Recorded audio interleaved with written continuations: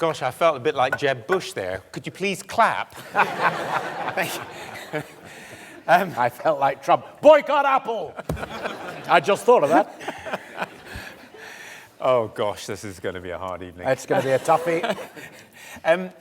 Welcome to the Chancellor's Conversations. Our guest tonight is, I think, familiar in every home in this country that actually has electricity. He served an apprenticeship in local news. He moved to ITN as industrial correspondent when apparently we had industrial relations in this country. Who knew about that? I first got to know Alastair properly when he was ITN's man in Washington and I worked for the BBC, and I should say we were competitors, but I think we became very good friends and still are. Please will you welcome to the Chancellor's Conversations, Alastair Stewart. Thank you very much. Thank you.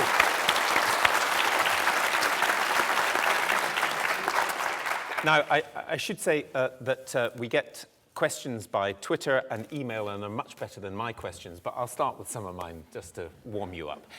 How did you get into journalism? Was it something you always wanted to do, or did you fall into it like some of us did? The latter, and particularly for any of the younger folk, as it were, in the audience, one of the things I feel passionately about, particularly in a great university like this, is that young people should keep their minds wide open and not decide at the age of 13 they're going to be X and stick to it. And my ambition in late teens varied between joining the Fleet Air Arm to keep a father who was in the Royal Air Force and a mother who was in the Navy happy, to being an actor, because I like doing that sort of thing, kind of showing off with other people's words. And journalism never even crossed my mind. At university, I was involved in student journalism, helped with the newspaper, but I wanted to be an MP. You may recall, amongst my best buddies were Charles Clarke and John Reed and people of that ilk. And I appeared on a local TV station as deputy president of the National Union of Students, banging on about teacher training. And the editor of the programme said, "That went very well. Have you ever thought of doing it from our side?" And I said no, told my father, who told me I was mad, went back and asked if I could reconsider the verdict, and they said yes. And I gave it a 6-month trial in 1976 and never left. And never left. And how's it gone since then? Not badly, I would say. It's had its ups and downs. I mean, the industry, it's funny having this conversation with someone who knows as much, if not more, than I do about the trade. But in that period of 76 to now, I mean, talk about the Industrial Revolution. It's been quite extraordinary. When the likes of Gavin and I started, we were using film. So you had to be back at the newsroom at least an hour and a bit before transmission, because it had to go into the tanks and be developed and processed and dried and cut and Steenbecks and all that sort of stuff. And nowadays it's all digital, it's live, we use sat dishes more than we use anything. So that side of it has all changed absolutely fundamentally. And then we were talking over drinks about social media and the impact that that's had upon it. So trying to keep up with the trends and developments in our chosen trade, I've actually found very, very difficult. I mean, I've only ever worked for ITV, bar 6 months that I did when 5 Live was launched on the radio, and the brilliant and lovely Jenny Abramsky asked if I'd like to have a go at it. And I thoroughly enjoyed it. I really loved radio, because you just have to worry about what you're saying and the words. You don't have to worry about whether you shaved and whether the shirt goes, or whether, as in this case, you've lost a bloody button from your suit. It's all about the ideas and the thought, and I really loved it. And then GMTV phoned me up and said, if you're stupid enough to get up at that time on a Sunday morning for the BBC, you can come and do it for us. So it's always been ITV, and yeah, in the main it's been good, but I've had disappointments as well. So, you know. It's actually, as I say, there's lots of questions. One of my favourites is, how has broadcasting journalism changed over the course of your career? And it has changed quite a bit, hasn't it? I mean, not just the technology. Yes, it has. And I would say that probably competition, I would say, was one of the first real yardsticks of change, in the sense that when I first started, there was the BBC TV news and radio, and utterly brilliant it is and still is. And a very combative, go out there and get it kind of ITV, which was then called ITN as far as the news was concerned. And then since then, you've had this massive growth of other outlets, and you've had kids like Channel 4 coming along, and in many respects Channel 4 News changed a lot of the rules. I think it tilts quite a lot at those rules even now, and things like impartiality and objectivity are perhaps more in play than they were when we first started. But the other real revolution is that social media doesn't simply lend itself to Facebook statuses and Twitter messages or tweets, whatever they're called. It's also Vice and it's BuzzFeed, and they use video.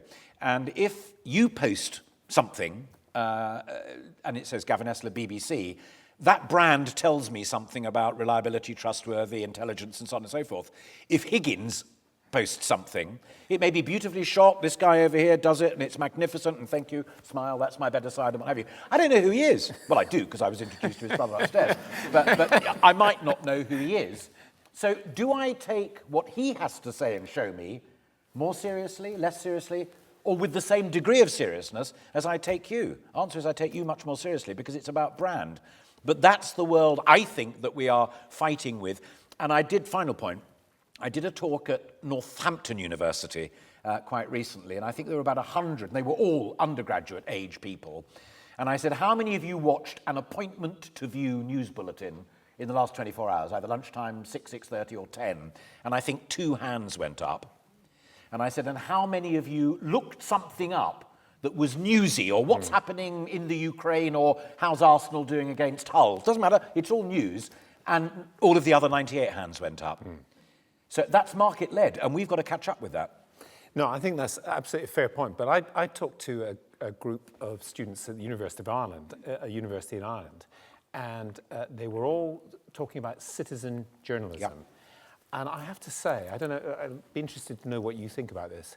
I said, well, what do you mean by citizen journalism? Well, you know, we go and do this and we blog it and we post it and so on. And I said, well, I'm a citizen dentist. I don't know anything about dentistry, but if you open your mouth, I'll have a look. Now, do you take that rather snotty view too, or do you think, because I took the view that they were witnesses if they'd seen something. Yeah, you nearly became a medical student though, didn't you? So I'd give you the benefit of the doubt. On dentistry, if I was really in pain. First things first, I do not think that is the view of a Luddite. I think that is the view of someone who understands the nature of brand and trustworthiness. So my view on citizen journalist is that it is a huge challenge for us. And before ever a word is typed or uttered, it may just be a video source. And again, I'm not picking on my friend here, but in places all over the world. You'll get right of reply later. Yeah, all over the world, whether it's Syria, somewhere that's very, very difficult for folk to get into, or Ukraine or somewhere like that. Turkey at the moment is a ghastly 24/7 example of it. Things are happening and they're being captured, not only on magnificent cameras like that, but I gave my phone to somebody else. But, you know, I bet nearly everybody in this room's got at least one phone, and you can just whack it up, and they're so high quality now that it's pretty good stuff, and you post it. Now, the simple truth is, you don't know who's posted it.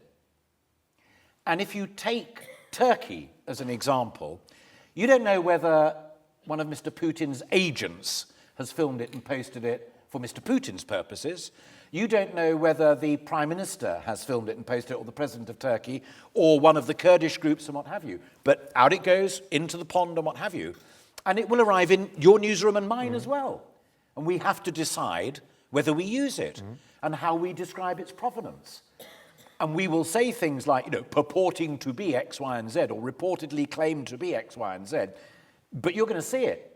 And if, just as that woman just did there, and turned to her friend and is saying, what is he talking about then, what have you? You've missed those 3 seconds. And I'm not having a go at you, I'm just using you as an example. But if you do it again, I'll be down there.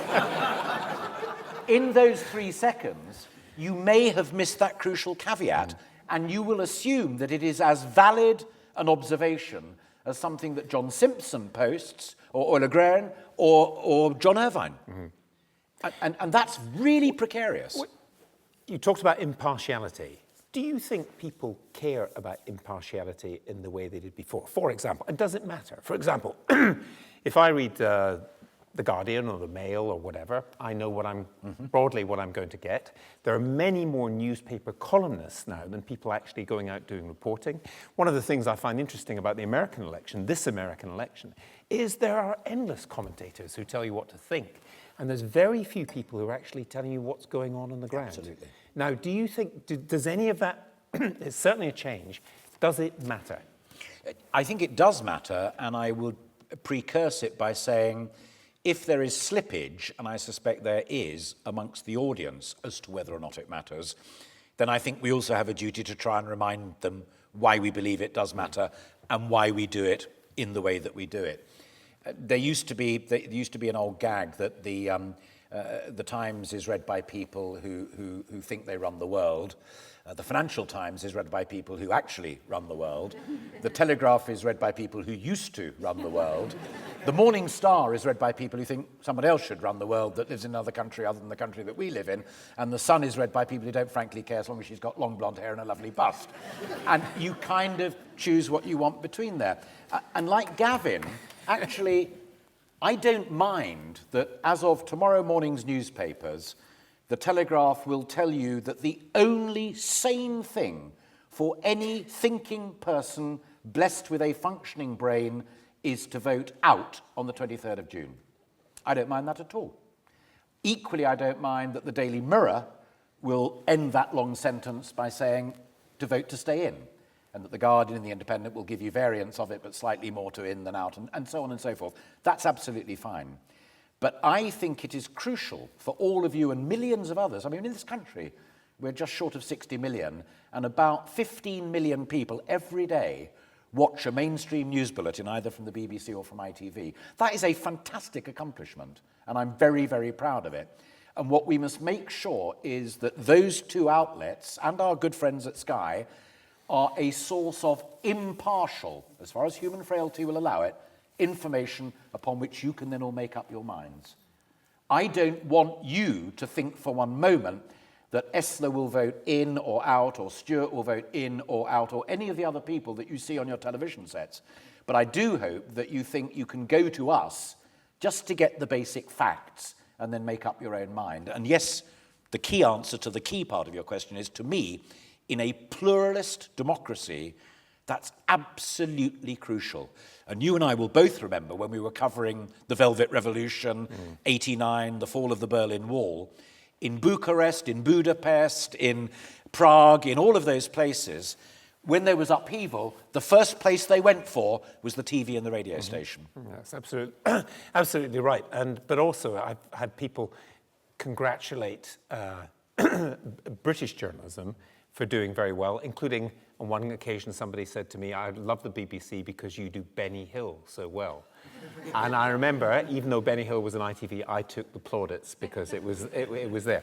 But more seriously then, what about Fox News, the phenomenon of Fox News, which people in Britain are familiar with because we can see it, that has a market in the United States, and I don't know whether you would think that that is diminishing American democracy or not. Do you? Yes, I do.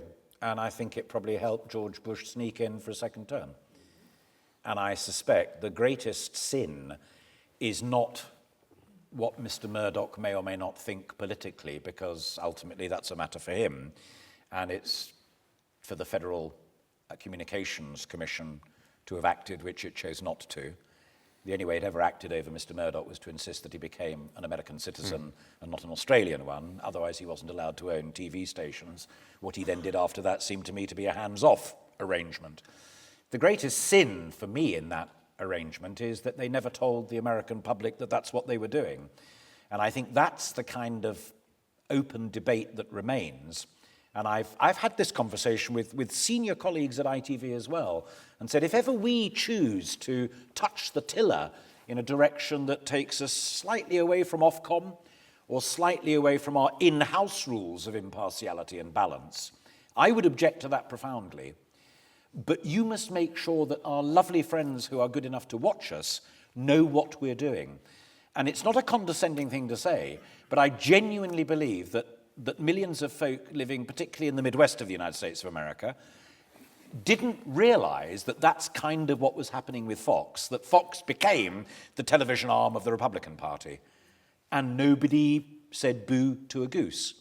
And I think that that is profoundly wrong. And our good friends at ABC and CBS and NBC are still trying desperately hard, but are losing the ratings battle to people like Fox. Therefore, if you're Deborah Turness, our mutual friend who used to run ITV News and now runs NBC, what does she do? She sticks to her principles, even if it costs her an anchor. She sticks to her principles, but her commercial pressures may rise and rise. And that's a really big debate we have to have.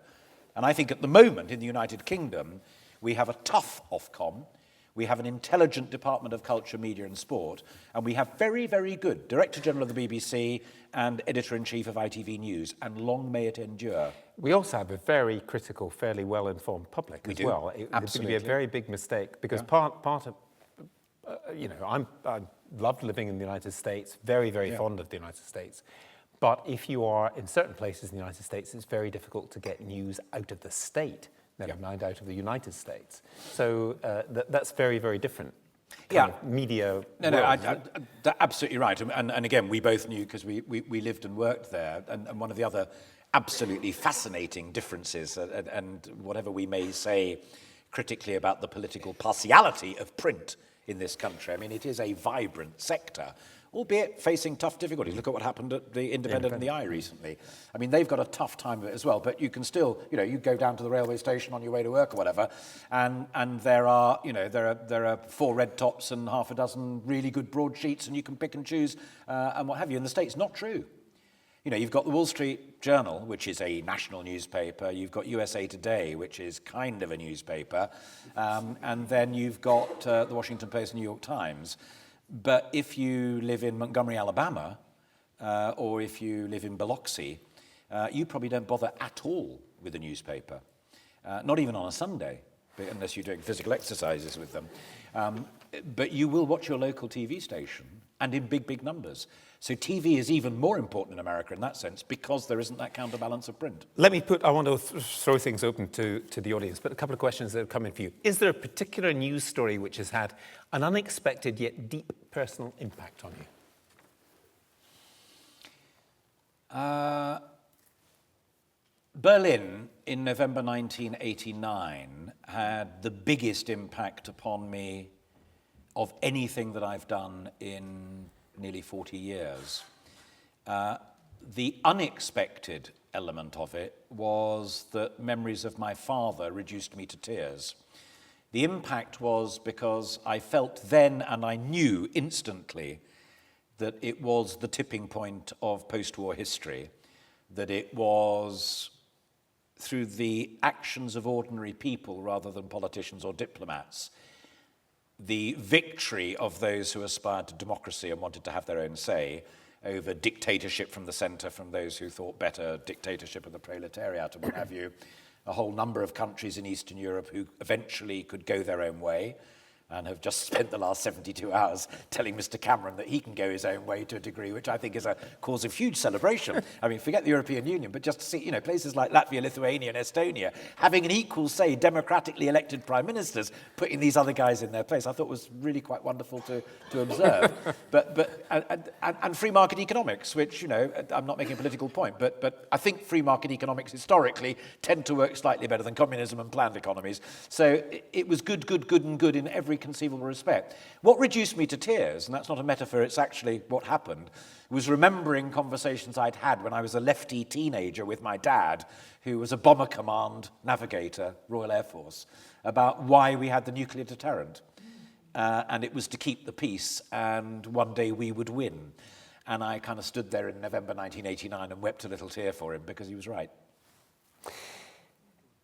Given the duration of your career, do you think that the population has become desensitized to the news, especially in relation to violence and war?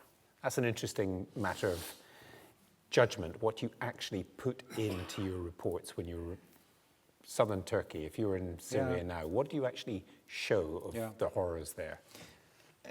I think our working assumption, and I'm sure that it's exactly the same at your newsroom, is that the working assumption is that they have not become desensitized.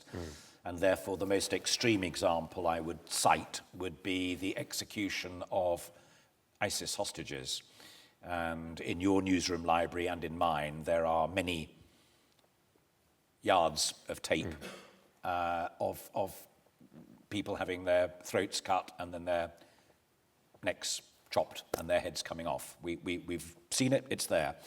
And we choose not to show that for pretty obvious reasons. But if you go to the other extreme, there's the case recently of meningitis B, where Matt Dawson's child didn't look quite so bad, but that wee lass who died, aged 2, was horrific. And it was mum and dad who said, I want these pictures seen because they want every child, not just newborns, to be able to have the vaccination that if you don't get it on the NHS costs 500 quid. And the fact that they said we want it seen informed our judgment. But even then we still said, you may find some of the pictures in this report upsetting. I think we still, day in, day out, wrestle with images that we do put on. And as I say, the working assumption is that people have not become desensitized. But, rather like who's watched a bulletin and who's looked things up on the internet, if anyone in this room wants to leave this theatre tonight or after dinner or whatever and Google executions by ISIS, they'll find it and they can see it. But I still think we have a responsibility to know who's watching, what time we're transmitting, and what is morally right and what is morally wrong to put on. We also don't want to make heroes out of the bastards. That's another thought. What do you think is the biggest problem with journalism? I think that I'm worried about repeating myself, but I do genuinely think the impartiality thing is what worries me most at the moment. And it is partly those commercial pressures. The BBC gets the licence fee anyway, but the charter's being reviewed at the moment, and John Whittingdale, who's a good and wise man, is nevertheless saying, well, people out here, they want value for money, and you've got to be able to deliver an audience. And Mr. Lord Hall has been shutting down bits that don't have such a big following, and even looking at the Rolling News Channel and saying, well, is that really value for money? I mean, we live or die by ratings. And on commercial television, if we don't get a good audience, whether it's for a drama or for a news programme, we've got a real problem. In the case of a drama, they'll simply shut it down. They won't repeat it. They'll cut it mid-series. They'll move it to the dead of night and just get it out of the way. In news, they put the pressure on. They put the pressure on really, really hard. And currently, they're obliged to put a bulletin on in peak time viewing. But that's about as strong as it gets. And therefore, a time may come where that law may change. I hope not, in which case then shareholders who invest in ITV, not because they think News at 10 is brilliant, but because they want a decent dividend, may put pressure on the management. So I think fighting for survival is quite important. But within that context, remaining impartial and not going down that fox road is probably the most important pressure. And the second one is simply competition, but from social media. And it from the younger people, in the audience, they will know exactly what I mean. Those who are our age, Twitter and Facebook were simply things that we didn't grow up with. They are the equivalent of classroom gossip, playground rumour. But now it's there being shared by 300 million people day in, day out. Whereas a friend of mine once said about Twitter, it's graffiti with punctuation. Yeah, but not always with punctuation. And not always I thought he was over-egging it, actually. But actually, just to pursue that point, which is the point about money, which is to do what ITN does or the BBC does, or it's expensive. Yes. It's very, very expensive to have somebody in Iran or somewhere else. Yeah. I don't know if you've seen the film Spotlight, which is about the Boston Globe and investigating paedophilia. I thought it was brilliant. A brilliant film.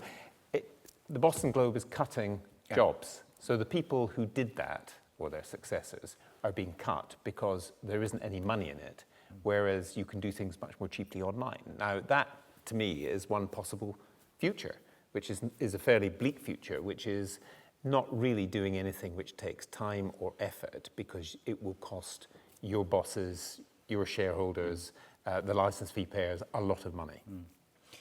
But within that, I don't dispute a word of it. And the only thing I would say, Spotlight, I think, is the heir and successor to All the President's Men. I think it's up there as a cinematographic essay on really good journalism. And Woodward and Bernstein on the tale of Nixon, the Boston boys on the tale of the Catholic Church, or 6.5% of the priests was quite extraordinary. We have to admit to something, don't we? And that is that part of the problem is audiences. So Panorama, its audiences have fallen from absolute much watch status of 8-9 million to a couple of million if you're lucky. We don't do a Sunday political programme on ITV. Robert Peston is bringing one back. There's been a gap there for nearly a decade. The days of Weekend World and Brian Walden and Peter Jay and Matthew Paris, long since gone because people didn't watch. Julie Etchingham does a really strong series of programmes, did one on people smuggling quite recently, 2 million viewers. That's not enough to sustain it if that's the economic model. I mean, in a sense, you're a better hope than we are for those reasons that I gave a moment ago, but even you are under pressure. So we can do all of that investigative journalism, and we can be very proud of it, and we can say that really matters because it put the Catholic Church in the dock, which for all of those victims is where it should have been. And 2 million people watched that. How many people watched the thalidomide panorama? How many people read the Sunday Times when thalidomide was broken? Immeasurably more. And final point on that, look at what Vice are doing. When Vice started, it was a kind of like for men only on video. They're now sending people to war zones. They're now commissioning young men and women to do documentaries on social issues that matter. And I had long, long chats with my eldest, is 33, so he's absolutely perfectly that market, incredibly well educated as well. And he said, yeah, that's that kind of stuff that I'm interested in, and that's more of a go-to venue. And they can do it for a tenth of the cost. That's a real, real dilemma for us. So brand Panorama, brand the Tonight programme, brand Etchingham, Jeremy Vine, if I may say so, Esler and Stewart. It's a different world. Yeah. And those who are under 25 occupy that world, and they will determine it. Let's have some questions from the audience. Who would like to begin? We've got some microphones which will run around with great... Yes, gentleman there. Hello, gentlemen. I'd like to refer to a point you made about impartiality and commercial viability earlier. I watched a news bulletin recently about the New Hampshire primaries in America, and I looked at the airtime that was given to Donald Trump compared to Bernie Sanders. Donald Trump was given about 15 seconds, whereas Bernie was given about 3. So I wondered how Seconds. is that? It's 3 seconds roughly. I mean, that's the rough example. Donald Trump was given considerably more airtime than Bernie Sanders. Why? Is it because, his message is, his nonsense is more viewable? Or why is there that difference? If I wasn't given notice of that question, which I wasn't, my immediate answer would be because whatever Trump said was more interesting. Interestingly, if it had been the Oldham by-election, which is, I think, the most recent by-election, although sadly there'll be another ere long because one of the Sheffield members passed away, did he not, I think? I think so. Yeah. Particularly as you get closer to the actual vote, then we're quite rigorous about it. I did the first debate with the party leaders back in 2010. And I had 4 stopwatches hidden in my little podium. And so one, Brown, Cameron, Clegg, and overall running time. So we're much more rigorous about it. But John Sopel, who does it for the Beeb, and Robert Moore, who does it for us, I don't know whether it was either of them doing it, but they are both really top of their game journalists, and they're not playing silly buggers thinking, I quite like Trump, we'll give him a bit more, and that Bernie's a nutty lefty. It's genuinely not like that. In fact, in the case of Sopel and Moore, they would be more likely to have given slightly more coverage to Bernie because, Bernie's the one who's kind of thought, this is really surprising, and Hillary, who everybody thought was a slam dunk, is kind of got a problem. In the same way that who predicted Trump 6 months ago? So these guys are trying to wrestle with what is a breaking story. But the impartiality bit, the only way I would excuse them, and without sitting down and watching with you which I'd be very happy to do, and say, no, this is what happened. I can see exactly what they've done now. Because we've both done it before. In America, it would be, what do folk at home most want to see? Whereas in the UK, take my word, absolutely the impartiality rule would apply. Some other thoughts. The lady here and the lady there. What are your thoughts, justifications, or like opinions on journalists being sent to areas such as Nepal after the earthquake, where resources are scarce and tight, to report back? Yeah, it's absolutely fascinating. One of my favourite moments that happened was in Haiti, and it was where Bill Neely, who is a mutual friend and one of the great, he now works for NBC, but he's I think one of the great TV journalists of his age. He writes absolutely beautifully. And he was one of 2 reporters that we had in Haiti in the wake of the earthquake, and had an on-camera, not quite fisticuffs, but it got very close. It was certainly verbal fisticuffs with the American general about why the aid wasn't getting out to people. And the American general got terribly up in knots and what have you, and things started to move a little bit more quickly after that. There are many cases where, it's like politicians having huge conferences about climate change and pumping thousands of tons of carbon into the atmosphere to get to the conference and say carbon in the atmosphere is a real problem. There is a dilemma there. My feeling about it is that we go to report on what's happening.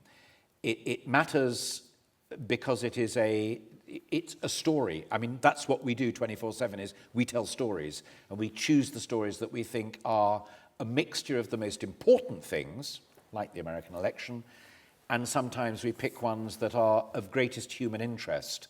Nepal, Gurkhas, Aldershot, British Army, there's a kind of connect. Or it's just simply human catastrophe at a level that any normal man or woman would feel empathy towards, and we show them the pictures and let them know what's going on. I do think that people who go to those frontline situations, and I'm guessing at what lies behind your question, I think they try very hard not to get in the way, and I think sometimes they will actually help as well. And in the case of Haiti, one thing I'm really proud of is we sent a whole stack of little tiny wee mini cameras through one of the charities, I think it was Care International, for young people, younger than you, but younger generation, to film how they got out of that crisis and how life slowly but surely got better for them. And Emma Murphy did it, and we ran it as a series on News at 10. Somebody would say, well, that was a bit of a stunt. It wasn't. The kids loved making the films. People at home who'd given money through DEC saw what was going on. The charity were pleased about it, and it became their citizen journalism. But it was a very good example of citizen journalism. So yes, to tell the story, to show how money is being spent, but not to get in the way. Is that kind of ticking the bases you had in mind? Lady there. Hello. You've sort of explored a bit of what I wanted to ask about. It's to do with impartiality and entertainment, news being entertainment. And I just wanted to ask almost what guidance there is. Obviously, professional journalists, television and radio journalists are often hugely articulate and intelligent and informed. And what's the balance between exploring a subject and helping the viewer understand the subject and just point scoring and undermining people like politicians, who often aren't very informed? Are you on Twitter? No. I've got a very old-fashioned telephone. I try and... Splendid. I do basics. There's a chap, Rob Burley, who's the editor of the Mar programme, recently did an interview, and it's on... Find a friend who is on Twitter and try and find it, because it's a 45-minute interview with a young guy who is arguably one of the most brilliant programme editors of his generation. He edits Mar on a Sunday morning, used to work for us, he's worked with Andrew Neil on those political programmes. And there is about a 3-minute chunk where he talks about impartiality and how important it is.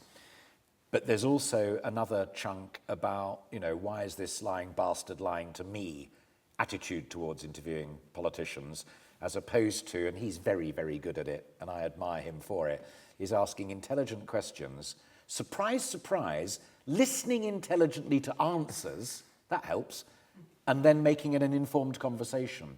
And I think that's absolutely crucial. And Jeremy Paxman is a mutual friend of ours, and I'm not telling lies out of school because Jeremy knows it. There was a period in Jeremy's interviewing career where it became more like light entertainment than news and current affairs. And he knew that, and he kind of played to it slightly. To me, that's quite destructive, because a lot of folk watching it will kind of think that politicians are, by definition, a bunch of lying, conniving bastards. That is not my view. Deep down, it's not Jeremy's view either. There are a few crooks and wastrels in there, but in the main, these are men and women who have chosen in one set of colours or another to try and serve their constituents and ultimately serve their country, and if they're really lucky, lead it. You know, they don't just go in there because they want to get a good expense account and con everybody, because that would be a hiding to nothing and it would be pretty tedious. Most of them are pretty straight, whether they're Labour, Liberal Democrat or Tory. And I've grown up with them and I like them. Therefore, I don't take the view when I'm interviewing any more than he does that, let's try and point score off them. Let's humiliate them. Let's make them look silly, because that's quite funny. If they want that, they can watch a version of Benny Hill, as Gavin said earlier. Rory Bremner's brilliant at it. That's absolutely fine. But if you've been kind enough to tune into a news and current affairs programme, and I'm going to be talking to Chris Grayling for 5 or 10 minutes, and then Theresa May for 5 or 10 minutes about whether we should vote to stay in or come out of the European Union, I owe it to you to listen intelligently and respectfully to what they've got to say. Pick out bits where I think they're not answering the question. Pick out bits where I think Mr. Grayling didn't used to say that, but is now saying that. Why is that? Because that's, I hope, what you want to know. And at the end of it, what really attracted you was an intelligent conversation that will help you make your own mind up come the 23rd of June. Not to come away from it thinking, "Hooray, that Alastair Stewart beat 2 tons of SH1T out of that Grayling fellow. Hooray, good for that." Utter waste of my time, your time, and Mr. Grayling's. That's my view. There's gentleman there. Anybody up at the back in the outer darkness up there? Is there somebody up there? Either that was the sign of the devil, I'm not quite sure. Yes, go ahead. I'd actually like to follow up on the lying, conniving bastards. He'd be the one to Do you think talk to between about 1976 and 2016 politicians have less substance? One of my favourite subjects, seriously. And my answer is no, but with a slight kind of caveat. And the caveat supplied by this, it's 1989 again. I think some of the really big issues that I grew up with when I first became remotely interested in politics in the sixth form at school, which was the late 60s, and then as an undergraduate in the early 1970s at Bristol, those were days when the political debate was between, ultimately, titans of the size of Michael Foot and Margaret Thatcher, where your relationship to the means of production, to quote Marx, actually mattered. And there was an unresolved battle raging across the world about that, represented also ultimately by 2 superstates. To a huge extent, that's been resolved. I think in a way it's been replaced by massive theological divisions and disputes taken at their hideous extreme through ISIL, Daesh, call them what you will, where I've got a number of very, very good friends who are Muslims, and I've got a couple of really good friends in Saudi itself, and Saudi's another very complicated line of argument on that whole thing. But to your standard Muslim, as it were, Daesh is as horrendous and ghastly as anybody else, and then Sunnis and Shiites. It's very, very complicated. Let alone the still partially unresolved Catholic, Roman, and Anglican here and there, and what have you. Those seem to have replaced, in some respects, the great intellectual struggles of the day. But the politicians who were drawn to resolving that pre-1989 set of dilemmas, and dear Dennis Healey passed away recently, and again, whether you're Tory or Labour is no business of mine to know at all. But, Dennis was an absolute giant intellectually and intriguing and fascinating to talk to. I'd say the same about Ted Heath, funnily enough. So are there people of that calibre in politics today? Possibly not, because the issues that they are drawn to try and resolve are different, and a really deep-seated and important debate and discussion over austerity and public spending is not as commanding as what we had up to and including 1989. I mean, I still think there are some really strong men and women there, backbenchers and frontbenchers as well, and we still have intriguing and quality conversations with them. But maybe giants don't go into bat if the opposition or the ideological opposition isn't as strong as it used to be. That may be part of the problem. So, as I say, we could talk for hours, but we can't because we've only got however long we've got. But don't you sometimes wonder why, I'll come to those two gentlemen up there, why people go into politics now? Because, you and I both talk to lots of politicians, some of whom I admire too, and some of whom I admire less. But generally, I admire people who are prepared to give something for public service. Yes.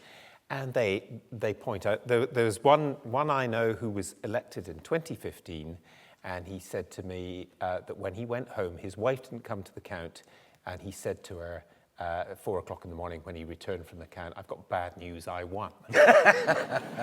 Now, you may not always feel sorry for them, but I knew exactly what he meant. Yeah. He is going to be pilloried in the newspapers if he does anything. He's on the take, he's in it for himself. They're all the same. You can write your own script. Sure. And they're not. Yeah. No, I mean, my mysterious example is someone who's actually very well off. And curious enough, that's not always a bad thing. Some of the better politicians are the one. Macmillan is one of my absolute pin-ups because he didn't have to worry about money. Therefore, there was never a chance of bribery, corruption, backhanders, and fiddling the expenses. He was there to do the job, and I think that matters. And my example is very well heeled.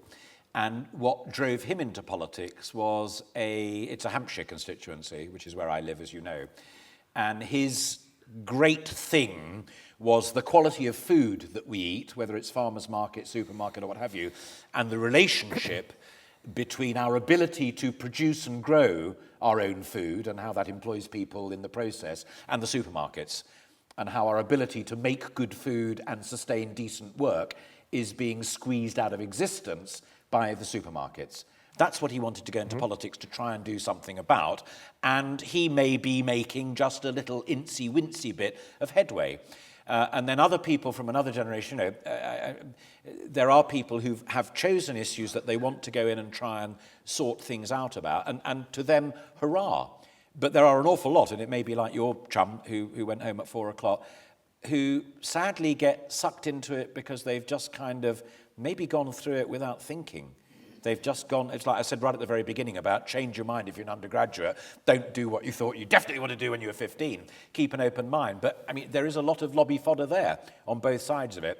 Whether they are, Buggins' term because they rose to a certain height in the Unite trade union, therefore they get that seat, and Unite will take no prisoners in making sure that they get that seat, or whether they have risen through the ranks of the Conservative Association and they seem to be the sparkling one.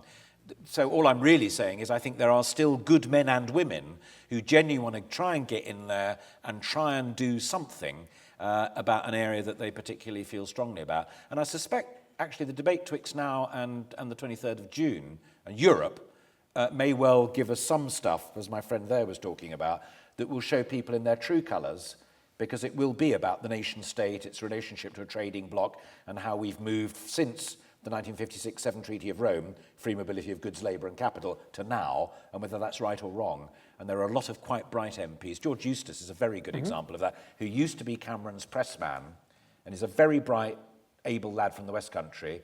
Dad's a farmer, and George was running the family farm before he then went into politics, and he's just come out as an outer. And I have a sneaking respect for him. I'm not saying whether I agree or disagree, because I don't take a view on that. That's part of our job. That's the impartiality thing.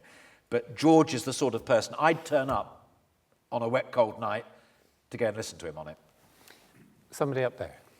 Anybody over this side? I was going to ask, without asking which side of the fence you sit, if you were a betting man, how do you think the referendum will play out? I suspect that we will vote as a country to stay in, and I suspect that it will be slightly clearer a margin than the current polls suggest. And I also suspect that everybody who is hanging on Boris Johnson's every word may find that that doesn't translate quite as effectively in the polls as they thought it might.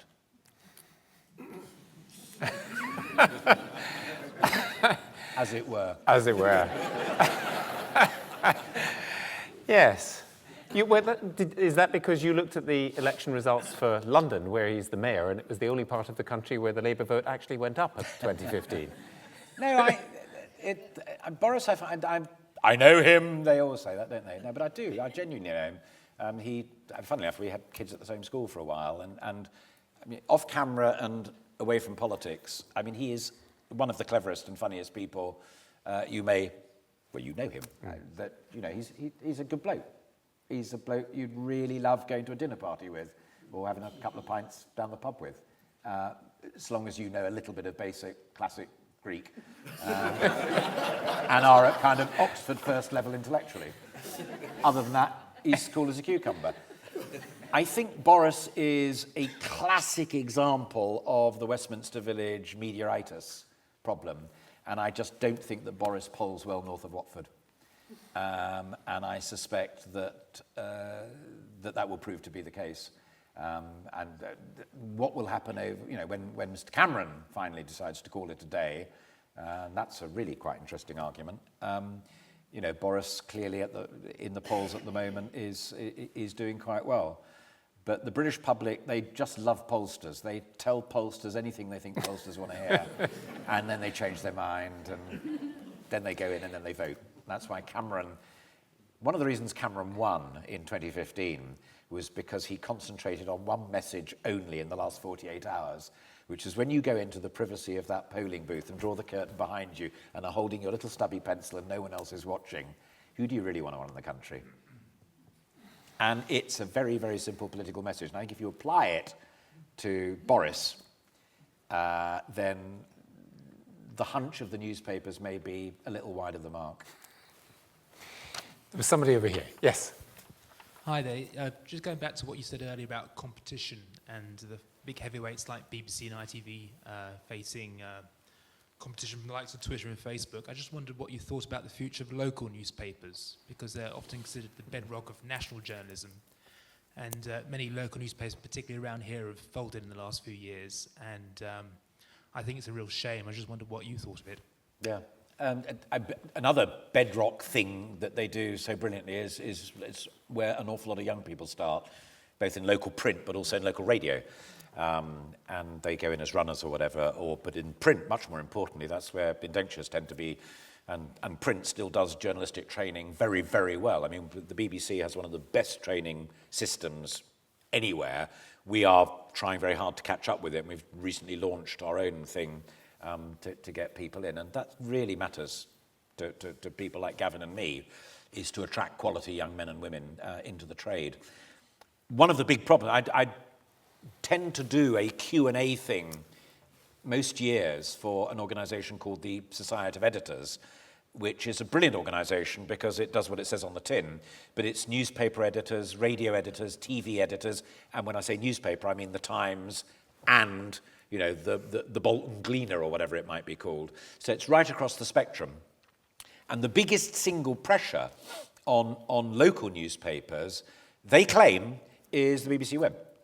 Because the BBC Web is so brilliant, and it's one of those compliments that then kind of pulls the other way at the end of it. It is so brilliant that if you want to know the absolute precise detail of what Mr. Cameron said in Cabinet today and in Brussels last night and the night before, it's there. But if you want to know what the Member of Parliament for Bolton West said about it all, it's also there. And it's surrounded by lots of other links to go to other bits and pieces and what have you. So the only way those local newspapers can survive is on advertising. And along come the free sheets. I mean, Metro is a thing that's growing and growing and growing through big city centres. And it's a model that can work because they're sucking up all of the advertising. So if you are trying to run a traditional local newspaper, content, you're under pressure from the best website in the world, and commercially, you're under pressure from the giveaways. So I'm really worried. I share your pessimism. And however good those stories are, it goes back to Gavin's example of the Boston Globe and exposing the evil of paedophilia in the Roman Catholic Church. Really important story. Mega story. But a small audience. And the same is true with great local journalism. However well they do. And Rochdale. Rochdale should have been the making of the local newspapers there, but it wasn't. It reaffirmed our position as national broadcasters because we saw the story and we did it really, really well. So I think there is a real problem for them. The only thing I would say, which is an interesting twist to it all, I concentrate mainly now on the lunchtime news, but until recently my big gig was the 6:30. And that magic hour of 6 till 7, well, 6 till 8 if you include Channel 4 News, but I choose not to because they only get between 6 and 700,000 viewers. Important, yes, different bit of the marketplace, right. But the mass audiences between 6 and 7 are on BBC One, it's national news, local news, and on ITV, it's local news, national news. And the highest score in that quadrant is BBC local news. And I remember that painfully because the buggers were directly up against me.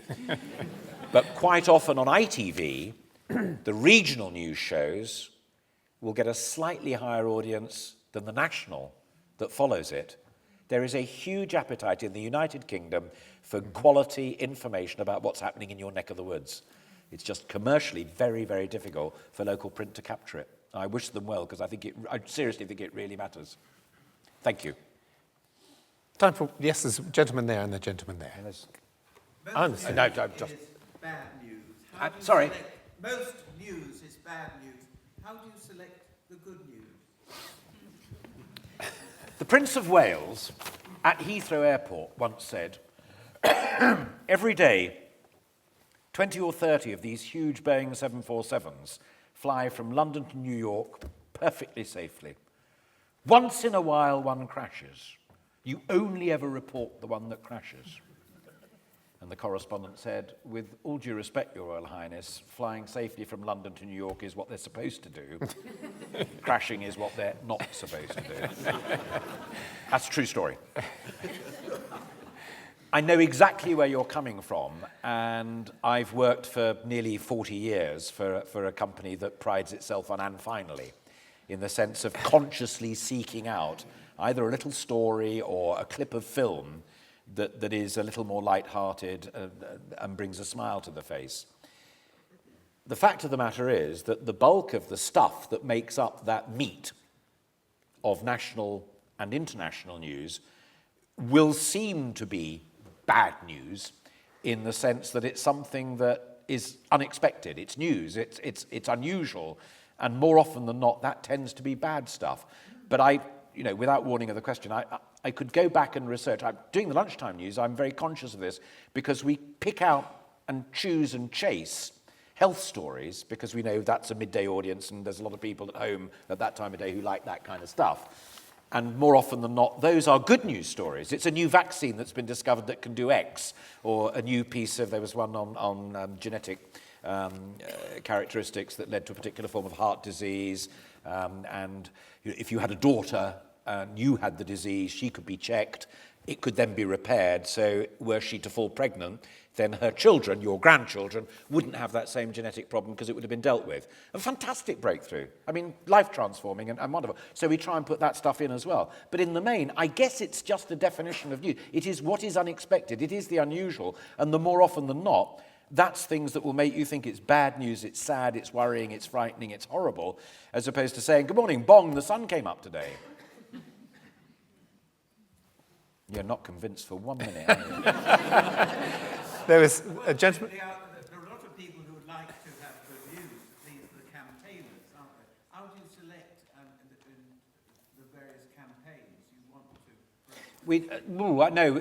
to? That's an interesting slight twist to it. I mean, campaign's very, very important, and we'll pile stuff in. And if we do something like, the example of the health stories, the world is awash with, there are over 700 individual cancer charities in the United Kingdom.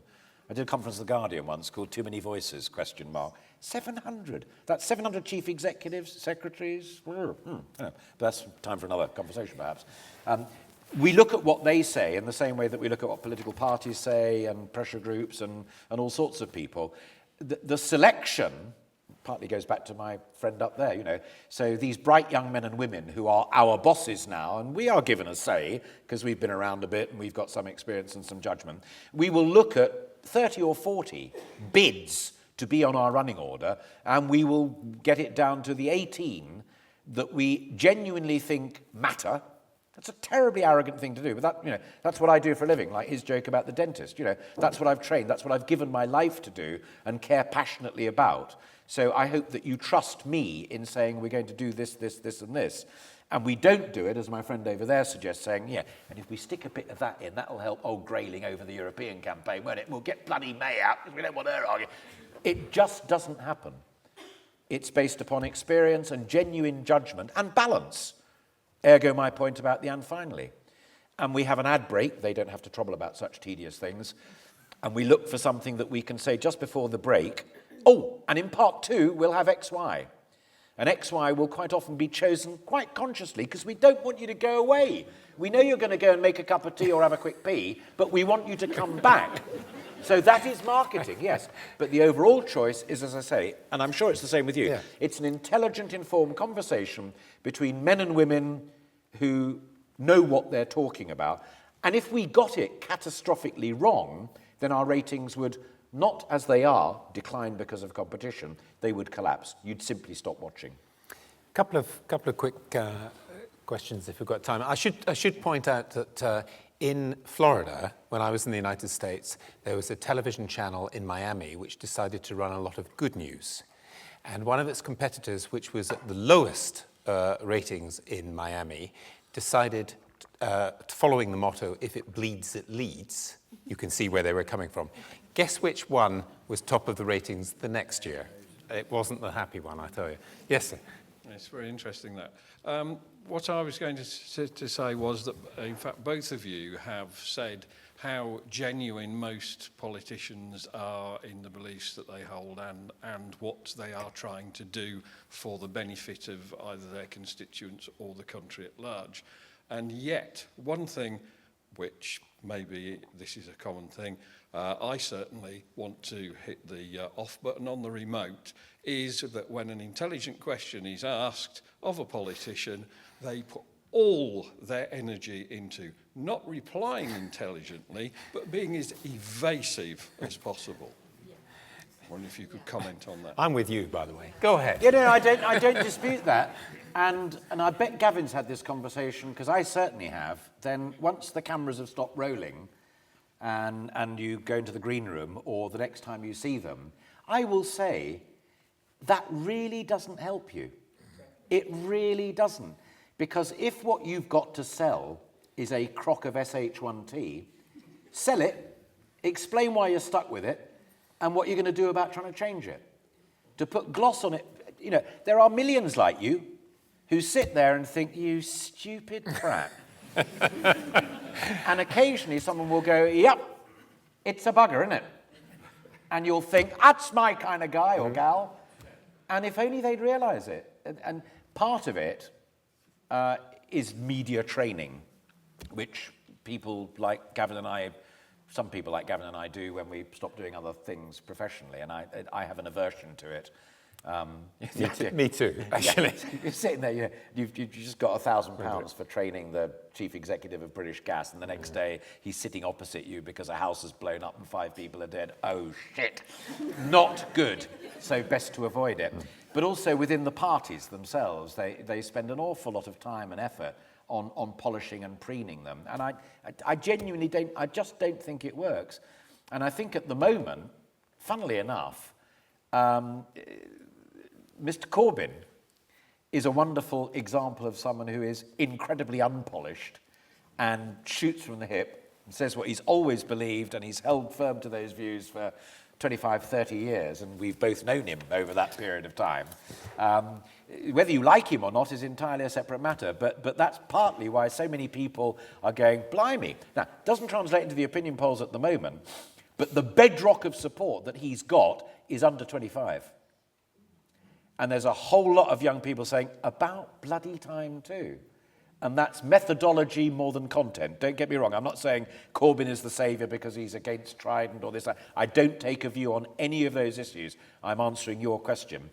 Cameron on a good day, although Cameron is an ex-PR man. When I first met Dave Cameron, he was head of press and publicity at Carlton Television.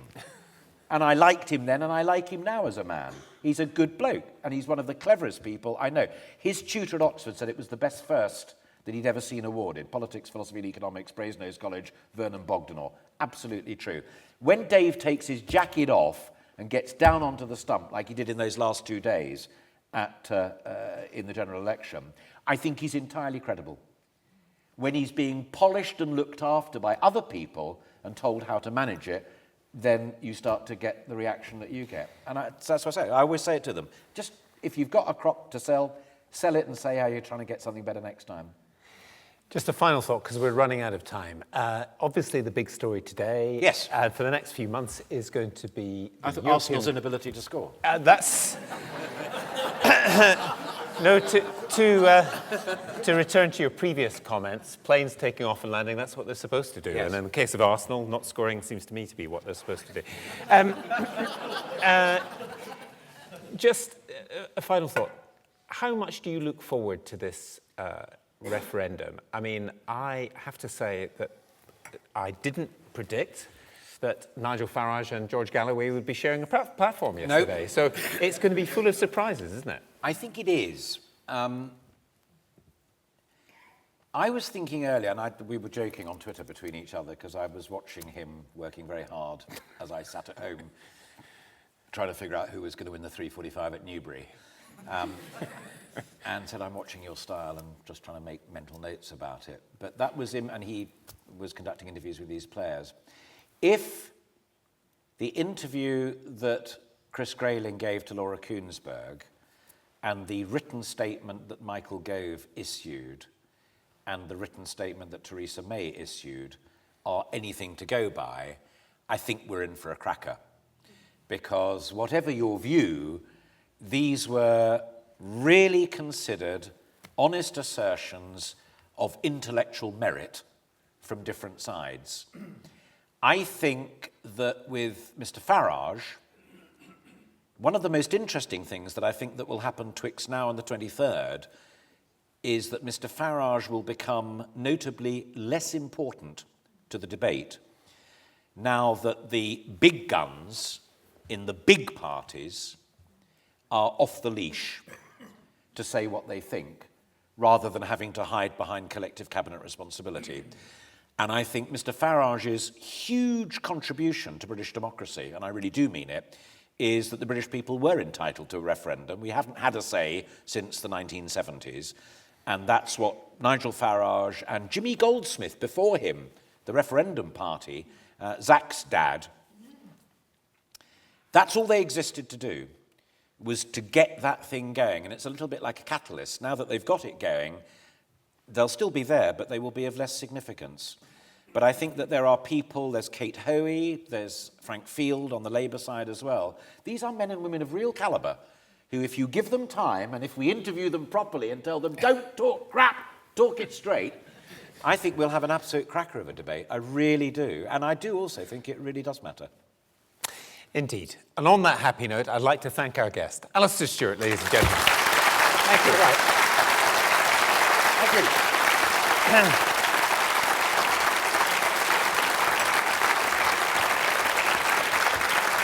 I think we can go. Oh, fine. Thank you very much. Thank you.